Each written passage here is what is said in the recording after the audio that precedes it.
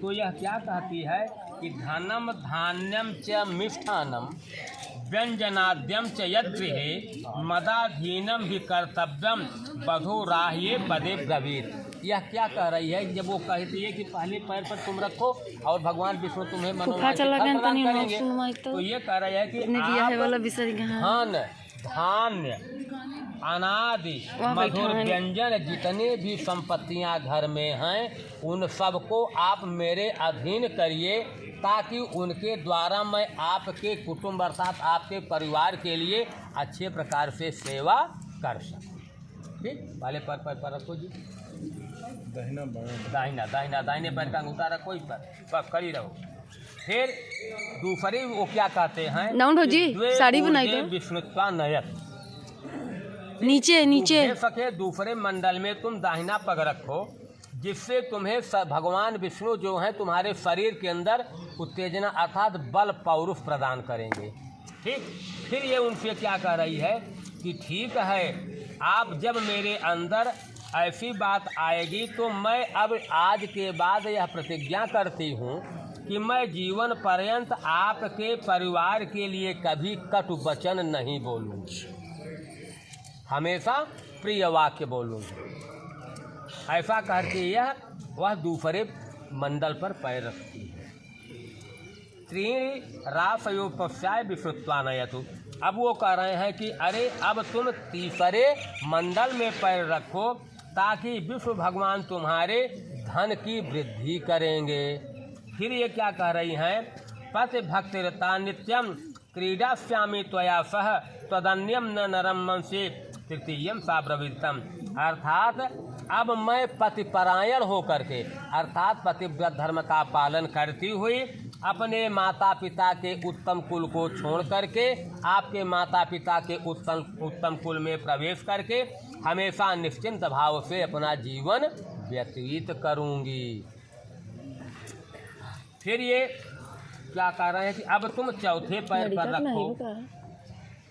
चौथे पैर के लिए क्या कह रहे हैं कि जब तुम चौथे पैर पर पैर रखोगी तो भगवान विष्णु जो हैं तुम्हारे लिए अनेक प्रकार का सुख उत्पन्न करेंगे। लालयामि च केशांतम गंधमाल्यानुलेपनैः कांचन भूषणैः तुभ्यम तुरीये साब्रवीद्वरम। अर्थात आपके चरण से लेकर के केश पर्यंत, चरण से लेकर के केश पर्यंत ऊपर तक सर्वांग के लिए भगवान विष्णु तुम्हें अनेक प्रकार का गंधानुलेपन स्वर्णादि आभूषण प्रदान करेंगे। फिर पांचवें के लिए वो आदेश दे रहे हैं कि पंच पपुभ्ये विष्णुत्वानयत। अब तुम पांचवें मंडल पर पैर रखो।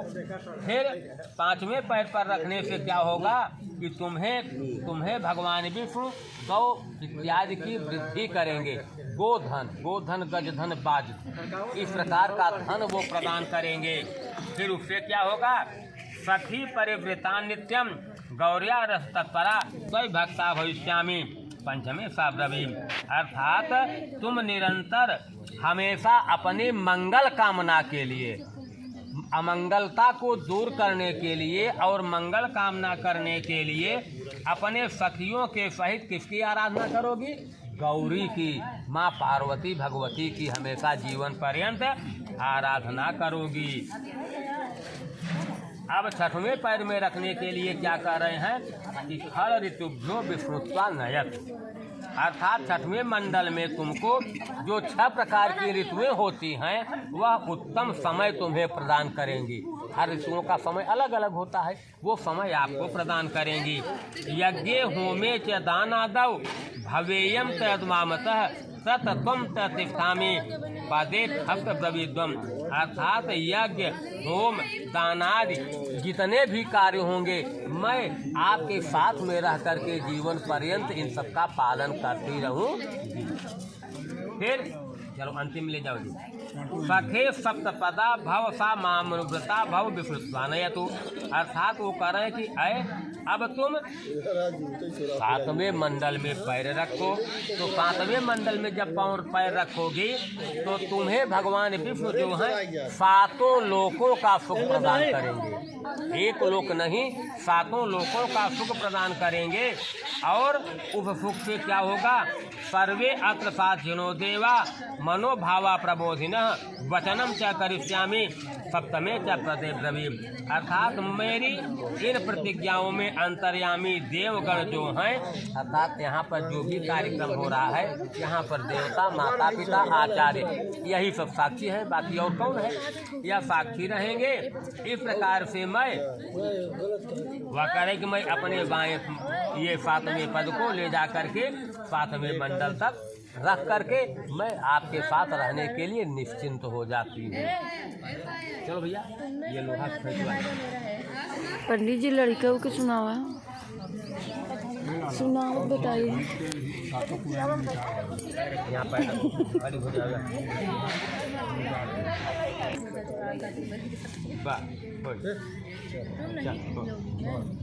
अब भाई उराते सोई नहीं बही बेरे। सप्तपदी वाला 5 ओका 1 बजे बनता है पर पक्ष वाला आप बोल। हाँ अच्छा चलिए देखिए, अब तक यह है कि जब यावत कन्या न बा मांगे तावत कन्या कुमारी भवे। इतना कार्यक्रम हो जाने के बावजूद जब तक ये उनके बाएं भाग में नहीं जाती, अर्थात बाएं भाग में जाएंगे, सिंदूर पड़ेगा, गठबंधन होगा, तभी ये कुमारी से पत्नी बनेगी। अभी तो केवल कुमारी हैं, तो उनके बाएं भाग में जाने से पहले यह कुछ प्रार्थना करती है कि मैं अपने पिता के, लोग कहते हैं शर्त वत ये कभी नहीं रख सकती स्त्रियाँ भाई। ये स्त्री योनि में जन्म लेना ही जीवन पर्यंत परबस रहना पड़ता है। जन्म लेने के बाद माता पिता के बस में, विवाह हो जाने के बाद पति के बस में, अब वृद्धावस्था आ जाने पर पुत्र के बस में। जब वृद्धावस्था आ जाती है तब माताएं अपने बड़े बेटे का संकोच करती हैं, पति का उतना संकोच नहीं कर पाती। आप देख लीजिए समाज में कहीं कि पति नाराज हो जाएंगे तो एक बार मान जाएंगे, बाबा हमार न ऋषि। हमेशा उनका चिंतन केवल उन्हीं के प्रति होता है। हर माताओं की वही बात है, चाहे हमारे यहाँ हो XYZ कहीं भी। चौथेपन में वो पति का तो आज्ञा का पालन करते हैं, लेकिन उनका विशेष ध्यान देते हैं।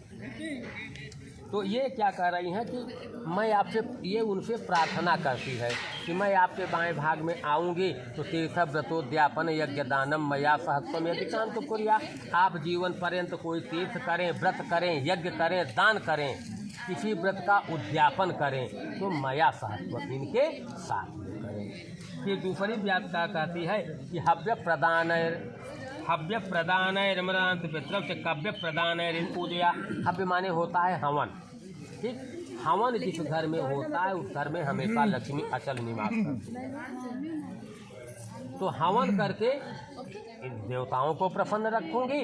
और कव्य माने होता है पितरों का श्राद्ध। भाई देवता और पितर दोनों प्रसन्न रहते हैं तभी हर प्रकार का सुख होता है। तो इसलिए हवन करके देवताओं को प्रसन्न रखूंगी, कव्य अर्थात पितरों को का तर्पण इत्यादि आपके द्वारा करके पितरों को प्रसन्न रखूंगी। ये तो हो गया। फिर तीसरी प्रार्थना ये क्या कहती है कि कुटुंब रक्षा भरणम यदित्यम कुर्या पशूनाम परिपालनम से। इनसे यह कह रही है कि हमारा आपका यह परम कर्तव्य बनता है कुटुंब रक्षा, पूरे परिवार का भरण पोषण, सबको पहले खिलाने के बाद सब स्वयं खाएं, उनकी सेवा करें। पशु नाम परिपालनम से, अगर दरवाजे पर पशु बंधे हुए हैं तो उनकी सेवा भी करना परम कर्तव्य है। पशु पीड़ा दरिद्रता, जिसके घर में पशुओं को कष्ट होता है उसके घर में दरिद्रता होती है, ठीक। तो इस प्रकार से यह तीसरी वचन इनसे कहा। अब चौथी वचन क्या कहती है कि आय व्ययम धनादि का नाम। आप आय करें, व्यय करें। कहाँ से क्या आया, क्या कैसा हुआ, उसमें कहीं से भी अनावश्यक खर्च न हो। अगर आप उचित समझे तो आप मेरा उसमें सलाह ले सकते हैं, बाकी ये रोक नहीं सकते। फिर देवालयाराम तड़ाग कूपम, देवालय माने मंदिर, तालाब, कुआं, बावली आदि कुछ भी बनवावें उसको साथ में लेकर के करें। फिर देशांतरे व स्वपुरांतरे व, आप अपने देश में रहें या विदेश में रहें, कभी भी रहें, क्रय विक्रय करें, चाहे व्यापार करें, चाहे आजकल के युग में नौकरी करें, कुछ भी करें, लेकिन धन को कमाएं। लेकिन धन को कमाते समय धर्म को ध्यान में रखें। धन को कमाते समय धर्म को ध्यान में रखें, इसलिए कि हमारी आपकी धर्म ही जड़ है। हमारी आपकी धर्म जड़ है। जैसे अगर वृक्ष की जड़ हिल गई तो वृक्ष गिर जाता है। अगर हमारा आपका धर्म कमज़ोर हो गया तो हम आप धराशायी हो जाए। तो धर्म हमारी आपकी जड़ है, उसको ध्यान में रखें। फिर न सेवनीय पर किए जाया, बस जीवन पर्यंत एक नारी सदाचारी। एक पत्नी के साथ रहने वाला व्यक्ति जो है वह सदाचारी हमेशा कहा जाता है। इसलिए जीवन में पत्नी के रूप में अकेले ये रहेंगी, दूसरी इस स्थान को कोई ग्रहण नहीं कर सकता। ये तो सात प्रार्थना इनसे किया। इनके प्रार्थनाओं को सुनने के बाद वो वर महोदय जी क्या कहते हैं कि अय प्रिय, ठीक है तुम्हारी ये सारी प्रार्थनाएं हमें स्वीकार हैं, लेकिन मेरी कुछ आज्ञाएं हैं। वो आज्ञा क्या कहेंगे कि क्रीड़ा शरीर संस्कार समाजोत्सव दर्शनम हास्यम पर गृहेयानम त्यजेत तो सिद्धर्थिका। अर्थात जब तक वो घर पर रहें तब तक तुम आमोद प्रमोद हर प्रकार का श्रृंगार करो। इनके न रहने पर पराए घर में जाने का अधिकार तुम्हें नहीं है। कब तक? जब तक इनके न रहने पर इनके माता पिता आज्ञा न दें, तब तक। विष्णु मानर साक्षी ब्राह्मण जित बांधवा पंचमम तो मालोक्य साक्षी तुम ममागता। अर्थात यहाँ पर कौन साक्षी है? मन पता भगवान विष्णु और माता पिता भाई बंधु ब्राह्मण इत्यादि इन्हीं के समक्ष यह ब्रह्म विवाह के द्वारा विवाह जो हो रहा है यही सब साक्षी है। फिर तव चित्तम मम चित्ते, हमेशा विवाद दो में होता है, एक में तो नहीं होता ना भाई। अकेले है तो कौन विवाद हो? दो में विवाद होता है। तो पति पत्नी में विवाद होता है कब? जब दोनों की आत्माएं एक नहीं होती।